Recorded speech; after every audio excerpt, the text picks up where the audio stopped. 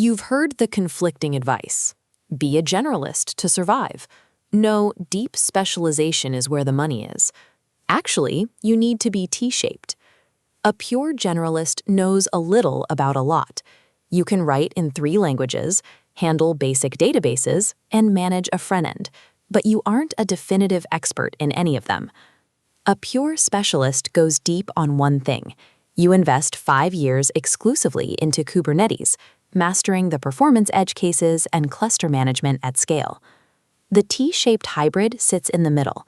You have broad horizontal knowledge across multiple areas, anchored by deep vertical expertise in one specific technology. The reason the industry gives contradictory advice is because the correct answer changes based on your experience level and the current market cycle. Picking one of these archetypes dictates your daily tasks, your salary caps, and your baseline job security for the rest of your career. Before AI, evaluating these paths came down to a simple trade-off between your flexibility and your maximum compensation. This chart plots career flexibility against salary potential. Pure generalists sat in the bottom right corner. Their broad skills gave them high flexibility to jump between projects, but companies rarely paid top-tier rates for skills they could easily replace. Up in the top left, pure specialists traded away that flexibility. They tethered their livelihood to one specific tech stack to access top-tier compensation, leaving the T-shaped model hovering in the middle. The rapid advancement of AI in 2023 introduced a new variable to this equation. Advice that worked in 2021 now carries different risks, as the tasks we once used to define these roles are being automated.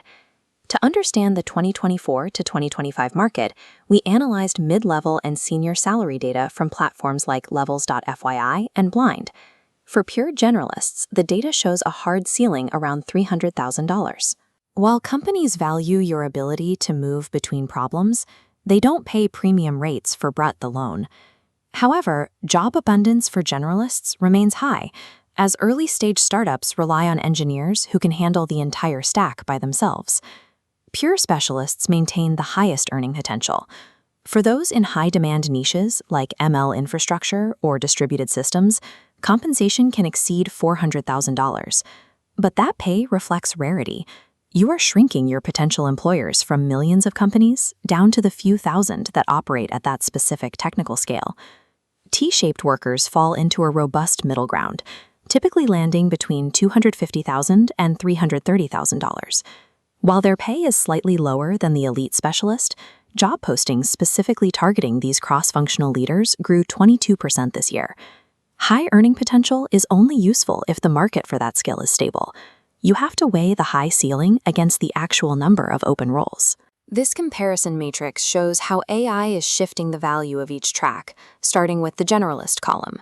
Because AI now handles basic syntax and broad API knowledge, the premium for knowing a little about everything has dropped. Companies are no longer hiring generalists just to move code around. Pure specialists have a clear moat against this automation.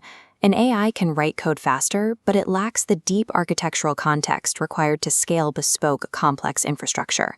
However, the risk of obsolescence is higher here.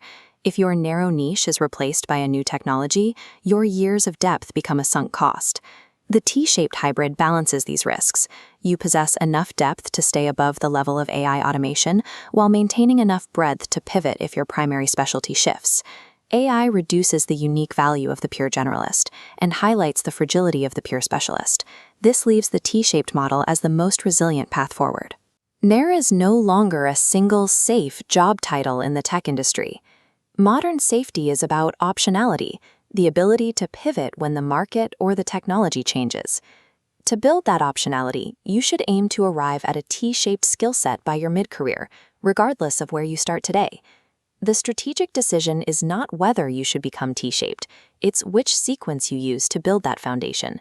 This decision tree maps your path based on what actually drives your day-to-day work.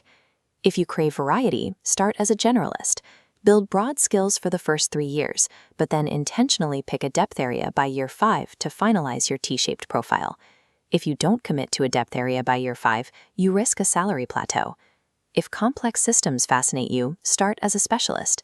Achieve mastery in years 1 through 3, but force yourself to learn adjacent domains by year 4.